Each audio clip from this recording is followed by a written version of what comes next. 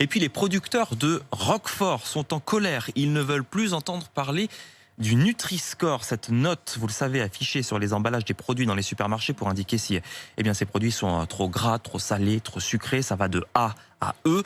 Quand c'est E, c'est pas bon du tout. Et c'est justement la note du Roquefort. Et vous allez l'entendre, à Millau, les producteurs de ce célèbre fromage sont remontés contre le système de notation, Marilyn Notman.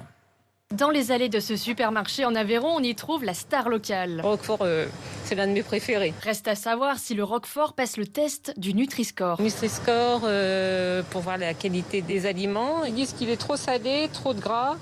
Et trop calorique. On ne peut pas manger du fromage sans gras. Et derrière ce fromage à pâte persillée, 2000 employés sur le territoire aveyronnais, dont Jérôme.